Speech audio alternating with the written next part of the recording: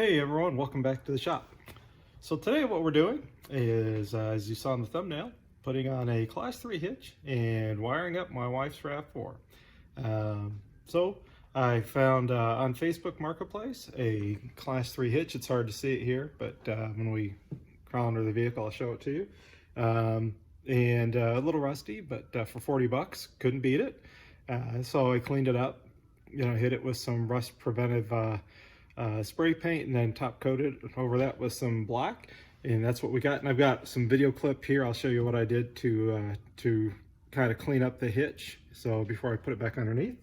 And then I also bought a kit here, a wiring harness kit, so it's plug and play, so I don't need to splice into any of the wiring harnesses on the vehicle.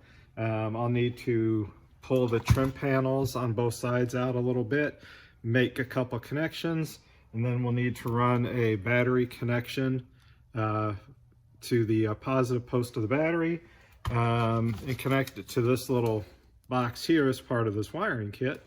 And they provide, the little fusible link in here. You can put a fuse in this as well, and we'll walk through that as well. But I picked that up on eBay for $41. So for about $81, I am going to be able to wire up this my wife's 2018 RAV4, and you can do the same thing very affordably. The hitches I think cost $140 to $200 depending on the brand and where you get it and all that, and then the wiring kits are around 80 to 100 plus. There's a couple other brands out there. The one I purchased was from Kurt, and depending on the model year your RAV4 is, depending on which one you need, so you'll have to look it up on their website. And then the hitch is actually a Kurt hitch as well, is the brand that I found used on Facebook Marketplace. So that's where the $81 comes from. And then, just me to install it. So like I said, the next thing you'll see is I'll pop in the video clip on how I went about cleaning up the hitch and painting it and putting some rust protective paint on it to convert the rust, and then top coating it and what it looks like when it was done. And now I'm going to crawl underneath the vehicle here in a second. There's 4 bolts that we need to install the hitch, and once we get the hitch installed, then we'll have to start pulling, like I said, some quarter panels and stuff out, making the connections, and then making that battery connection, and then we should have our trailer wiring all work. And then I'll go, I'll have to maybe bring my little mini trailer over just to plug it in to make sure everything works the way it should. So with that, guys, hang tight, and we'll jump underneath the vehicle and start hooking the hitch up. All right, guys, so here's the hitch I picked up. It is a, I believe this is a Class 3 hitch. It's got the 2-inch receiver here, not like the 1 1/4. So this is fits, I believe it's 2006 to 2018 RAV4. I picked this up off Facebook Marketplace for $40. The guy was asking $50. He took $40 for it. So I'm going to clean this thing up, take a wire wheel on my drill, and just clean up all the rust. And then what I'm going to do is use some Rust-Oleum rust reformer, spray it in all the areas that I cleaned up. It will take 24 hours for this to do its thing, and then I can top coat it with some gloss black and make it look halfway decent. So that's what I'm going to go ahead and do here real quick, and I'll show you my drill in just a second, what I'm going to use to try to clean up as much of this that I can, this stuff that's flaking off. And here's basically my cordless drill. I've got a couple of different wire wheels here I'm going to use to clean this up. As you can see, there's quite a bit of just surface rust, but we'll clean it up and we'll hit it with, like I said, the rust reformer here in just a moment, and let it dry for 24 hours, and then we'll do a top coat paint on this thing. All right, so just real quick, what I've done is actually gotten a scraper, and I've been able to scrape, as you can see, a ton of the rust and the powder coat off. So whatever they use for powder coating, and they must not clean and prep this metal very good. So anyway, I'm still kind of scraping on it. We'll get some more cleaned off, and then what I'll do is I'll come back through with the wire wheel, try to at least remove as much of the surface rust as I can, and then I'll spray it with that. All right, so I've cleaned up, you know, as much as I can and get this, you know, much of the stuff scraped off, took the drill, right, cleaned it all up. The other thing is make sure you wear a dust mask. When doing this, you can see this used to be white. You know, I don't want you to breathe all the rust, dust, and everything as you're doing this job. Or even, you know, the paint can, rattle can fumes. So make sure you wear a dust mask when doing this. Anyway, now I think I've got it pretty well all cleaned up. Now I'm going to go ahead and put on the Rust-Oleum stuff here, and then it will need 24 hours. Do whatever it's got to do. It's chemical makeup, and then I can spray can it the final color coat when it's done. And then we can go ahead and install it, which will be the next steps. All right, so here is the rust transformer, as you can see painted on. It's kind of a flat black color. So we're gonna, like I said, let that set up for 24 hours, and then we'll spray a top coat on this. And I can paint it whatever darn color I want to. And here we go, guys. Pretty much the finished product. So it's all cleaned up. I got the hardware also all cleaned up and painted as well. So that should be give us some rust protection, you know, for hopefully for a few years. So now let's go ahead and I'll show you how to bolt this thing up. All right, guys, so the first thing that I had to do is there's an undercover that went right here on my vehicle. So I had to remove the two clips here so I could remove the undercover, and then we're going to have to remove this. This is the tie down that they use you know, when they ship the vehicles. So these are, I believe, a couple of 17mm bolts. So I need to remove those two bolts, and then we're going to use this hole here and this hole here to attach the hitch, and then the same on the other side over there on the exhaust side as well. So then I'll have to see if this undercover will fit afterward. As you can see, it's a pretty tight fit right there to the body. So once I get it installed, we may have to leave this undercover off. So we will, let me go ahead and get this bracket removed, and we'll see if we can't get the hitch installed next.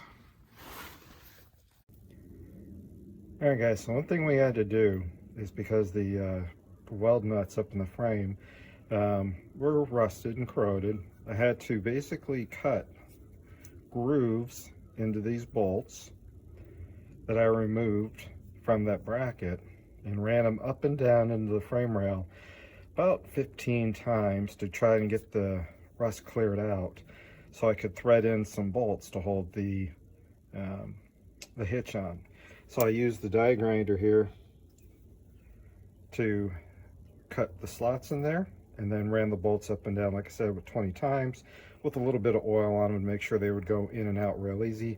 Guys, don't try to force them, you know, otherwise you'll snap one of these off.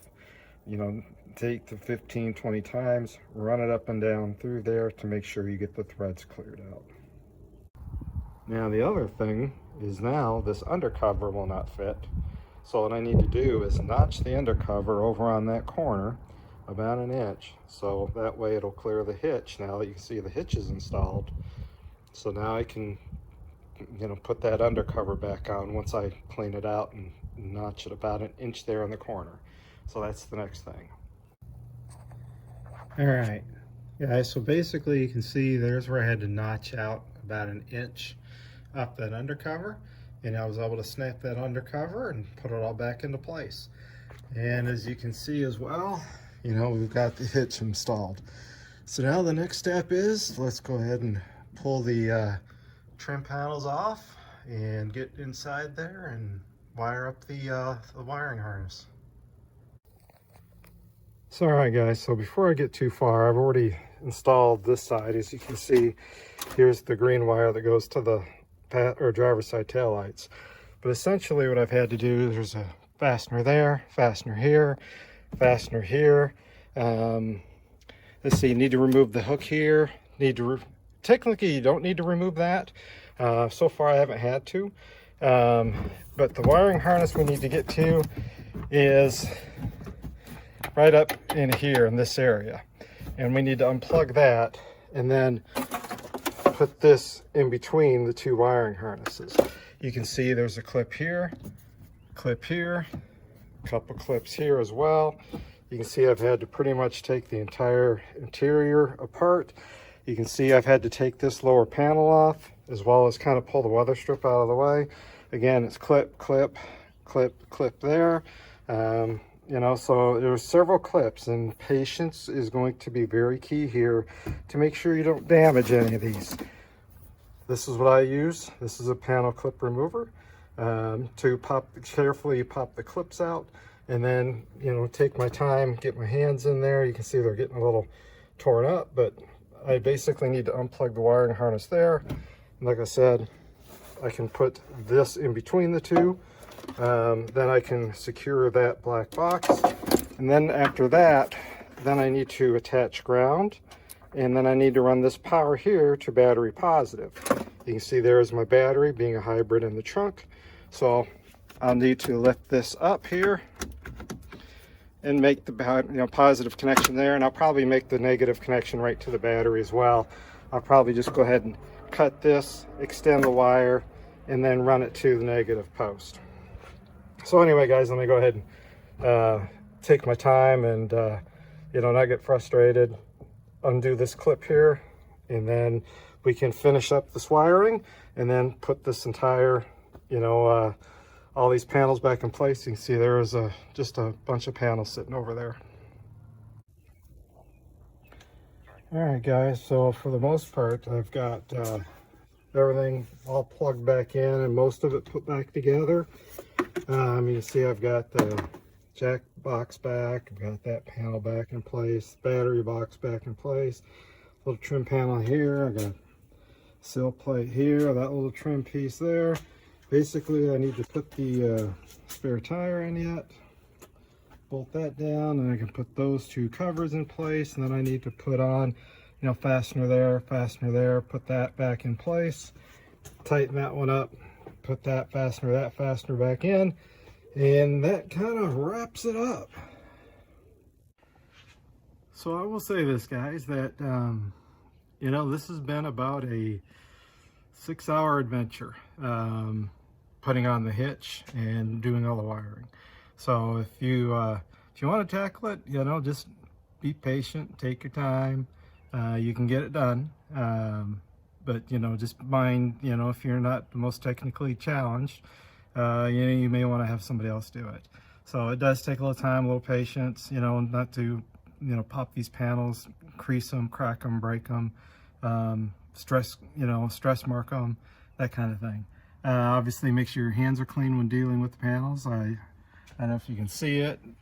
You know, in this area here, I got some panel I need to clean up. So, but anyway, wasn't too bad of a job. Like I said, about 6 hours total, with a couple small breaks in there. So anyway, what I'll do is tomorrow, it's getting late now, but I'll probably hook up the little trailer tomorrow, and I'll film that real quick, and so you can see that everything works. And I need to make sure everything works, and then we'll wrap it up. All right, guys, so I've got my little trailer hooked up. I actually have another trailer that we're actually going to pull behind this, not this one. This one goes behind my race car, but anyway, you can see here we've got the pigtail coming out, connected to the trailer. I've got the four-way lights on, and the headlights are on too. You can see the running lights are on the trailer, and both four-way lights are working. So the trailer lights working. I already did the brake and the turn signal. They all work. I did forget to show you guys a couple things. One is the color coding of the wiring, where it goes. They don't do a very good job of telling you which way the green wires versus the brown and yellow and red wire should go. So essentially, your green and white wire should go over to the passenger side panel, and then your red, brown, and yellow wiring should come over here to the left side or your driver's side panel. They really didn't show that, and they really don't spell it out, but in the little corner here, they kind of talk about it. So that's the one thing. I actually had mine backwards, and when I finally found this, I had to flip the wire side to side. The other thing I forgot to do is there is a white wire you need to connect to ground.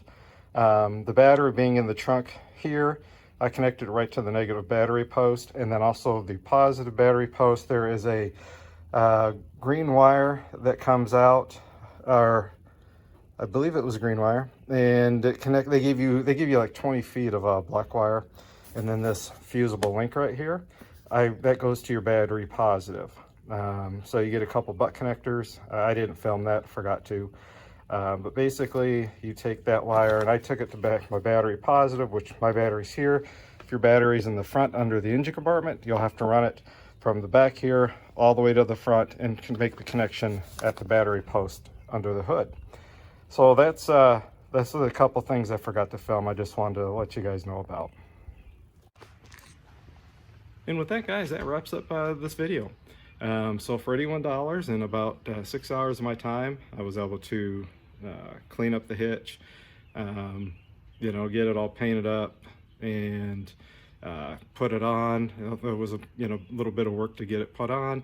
It'd probably been easier if I had like a 20 millimeter, I think it's by 1.5 millimeter tap, and been able to run up in there than to, you know, cut the bolts like I did and take forever and, you know, spend a good hour trying to do it that way. And then it, you know, once I figured out how to remove the trim panels and everything, it wasn't too bad to kind of pull those out of the way, get them all put back together.